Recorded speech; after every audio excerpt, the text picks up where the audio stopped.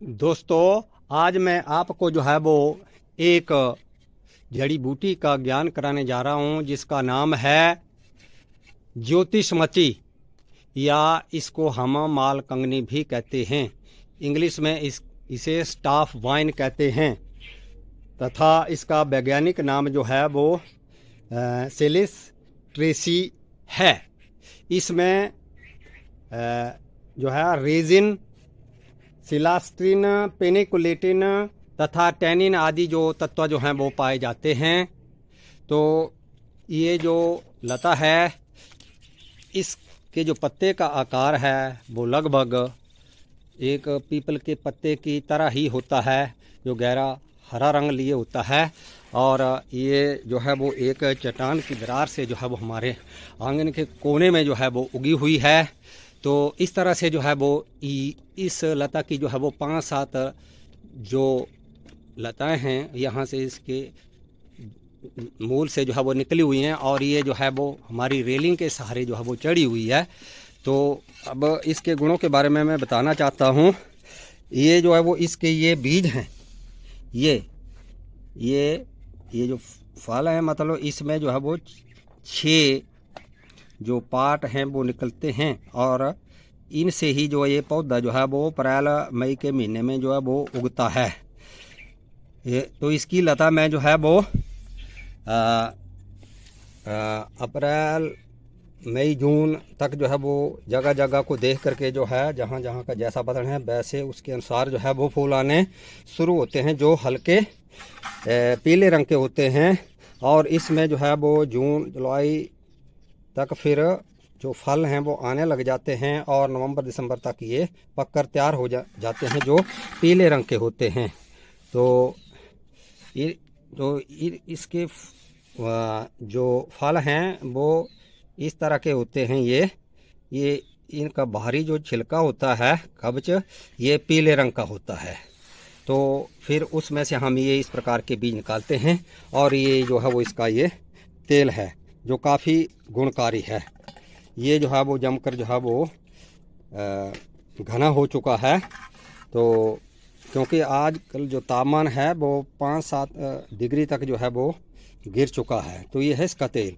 तो इसका जो ये तेल है या जो बीज हैं वो काफ़ी गुणकारी हैं। तो इस का जो तेल है, तो इसको जिस तरह से हमारा कोई अंग कट जाता है, जिस तरह से ये मेरी उंगली पर कट लग चुका था ये 3 दिन पहले, तो इस पर मैंने जो है वो 2-3 बार ही जो है वो ये तेल जो है वो लगाया था। तो अब जो है वो इसमें कोई दर्द नहीं है।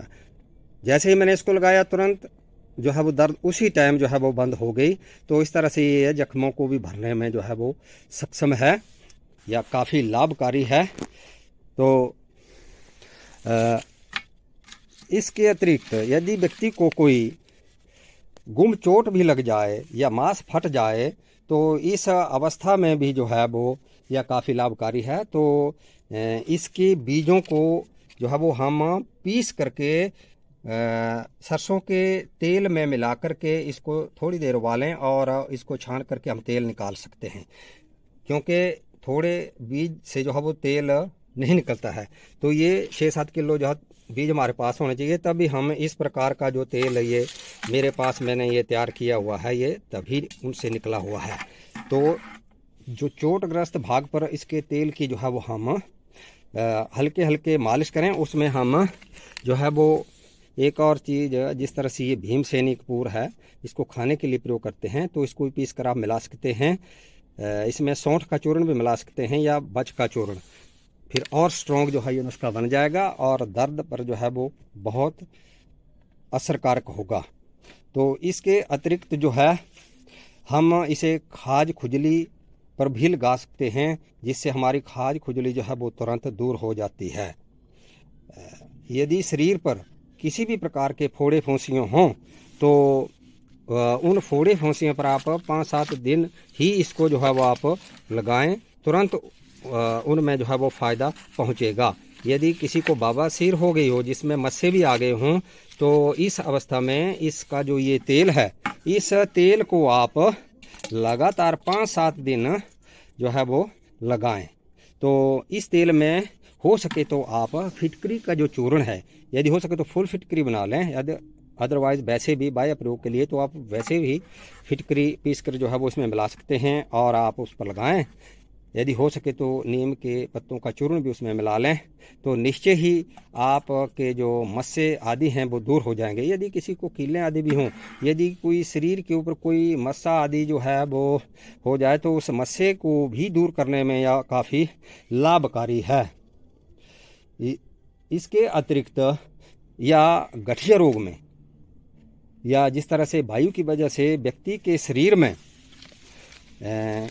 कोई दर्द पैदा हो जाती है,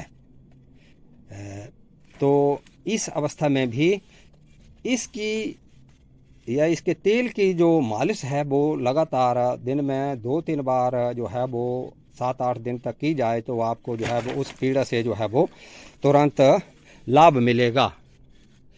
तो यदि व्यक्ति इसके 5-7 दाने से लेकर के 15-20 दानों तक लगातार इसकी मात्रा बढ़ाता जाए, तो व्यक्ति जो है वो जिस तरह से वायु पीड़ा या गठिया रोग से जो ग्रसित हो गया, तो उससे जो है वो निश्चय ही लाभ मिलेगा। लेकिन इसके तेल की जो है वो 4-5 बूंदें ही जो है वो लेनी हैं। यदि आपने ये जो इसके बीज हैं, यदि ये बीज लेने हैं तो 5-7 बीज से शुरू करके आप लगभग 15-20 दिन तक 15-20 बीजों का प्रयोग जो है कर सकते हैं। इसको आप दूध में डालकर जो है वो प्रतिदिन इन बीजों को खाएं, साबित ही निगल लें। यदि ये तेल है तो इस तेल की 5-4 बूंदें जो उसमें मिला करके जो है वो आप लगातार खाएं, तो इससे न केवल आपका जो गठिया रोग है या जो वायु रोग है जिस कारण दर्द होता हो शरीर में, शरीर के किसी अंग में, तो अवश्य ही उसमें लाभ मिलेगा। इससे जो है वो आपकी स्मरण शक्ति भी बढ़ेगी, क्योंकि ज्योतिषमती जो कलाई जाती है ये, तो इस तरह से जो है ये एंटी वायरस भी है, चाहे कोरोना वायरस भी हो उसमें ये लाभकारी है। तो इसके अतिरिक्त यदि आप लोग इस तेल में समुद्र का जो पात है उसकी जड़ को इसके तेल में अगर शुद्ध करके माथे पर लगाई जाए, तो पुरानी से पुरानी जो सिर दर्द है वो दूर होती देखी गई है। ये बहुत ही चमत्कारिक जड़ी बूटी है ये। तो यदि किसी को बवासीर हो गई हो तो उस बवासीर को भी ये दूर करती है। तो मस्से जो है वो गिरकर जो है वो हील हो जाते हैं। यदि किसी को कोई कुष्ठ रोग हो गया हो, किसी भी प्रकार का सूखा कोढ़ी क्यों न हो, तो इस अवस्था में भी यह जो इसका तेल है या इसका तेल भी बनाया जा सकता है। इन बीजों को पीस करके फिर इन बीजों को पीस करके आप सरसों के तेल में डालें और थोड़ा उबालें और उसको छान लें, फिर उस तेल को भी आप लगा सकते हैं। इस तरह से या जो है वो जिस तरह चेहरे पर कोई दाग आदि हो तो उस पर भी आप इसको जो है वो भीमसेनी कपूर मिला करके लगा सकते हैं, तो अवश्य जो है वो आपको लाभ मिलेगा। आपके पैरों की कहीं एड़ियाँ फट गई हों या बरसात के दिनों में आपके जो पैर सड़ जाते हों, तो उस पर भी भीमसेनी कपूर इसमें मिला करके जो है वो लगाने से जो है वो कुछ ही दिनों में आपको लाभ मिलेगा। या एंटी बैक्टीरियल होने की वजह से जो इस तरह से चोटग्रस्त भाग होते हैं ना, तो उन पर लगाने से या इस वजह से जो है वो तुरंत जख्म को हील करता है, बैक्टीरिया का प्रभाव नहीं पड़ने देता है। तो इस तरह से जो है वो यदि कोई व्यक्ति जो है किसी अन्य प्रकार के वायु रोग से या जिस तरह से किसी को जनेऊ व्याध भी हो जाए, जो हमारे पेट के अग्र भाग से लेकर के पीछे तक जो है जनेऊ की टाइप में जो है वो हो जाती है, तो उस पर भी इसका लेप करने से चंद ही दिनों में जो है वो आपकी जो जनेऊ व्याध है वो ठीक हो जाती है। तो या जो है जिस तरह से गर्भिणी स्त्रियां हैं उनको भी इसका सेवन नहीं करना चाहिए। यदि व्यक्ति पैरालाइज का शिकार हो जाए, जिसे हम अधरंग भी कहते हैं, तो इस अवस्था में इस तेल में आप सौंठ का तथा बच का चूर्ण जो है वो मिला लें। इसके अतिरिक्त यदि हो सके तो भीमसेनी कपूर भी आप इसमें मिला लें और 5-7 दिन तक आप इसकी मालिश करते रहें तो निश्चय ही आपके रोगी को जो है वो इसका फ़ायदा मिलेगा।